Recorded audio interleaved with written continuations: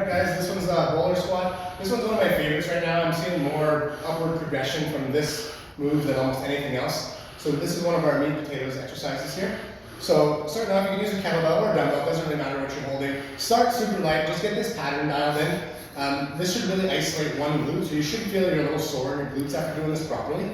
Okay, so what happens here is we're kind of, this is a cross pattern, single leg variation of a squat. So what we're going to do is our initial move is kind of reach back with our opposite leg. So I'm squatting with my left leg here, so my right leg is going to be moving. I'm going to have the kettlebell on my right arm. That's how I've set this up. First I'm going to reach back, find the floor, and then this gives me an opportunity to drop down through my hip. Okay, my front leg does all the work taking me down there and also pushing me back up. That back leg is not doing any pushing to help me up here.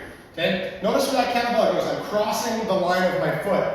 So if this line represents my foot, I'm going to pass that line with my kettlebell. The kettlebell doesn't even necessarily touch the ground here. In fact, it's probably better if it doesn't, especially for Dylan. Joe, probably the same thing. Kettlebell should probably never touch the ground. What's important is your torso stays tall. So as I load this, notice where my torso and eyes, everything's neutral, forward. Okay? I'm not getting here and bending down through my back to find the floor. I haven't loaded my hip at all there. Okay? So from here, we get out here, load the hips to the floor. It's cool, and you can touch. In fact, I want you to touch eventually, as you're comfortable. Front leg does all the work pushing me out of the hole. Okay? One more time from the front. Notice where that kettlebell goes, doesn't touch the floor. Front leg does all the work. One more time from the side. Really load that hip. Hip drops to the floor, hip comes back up. Okay.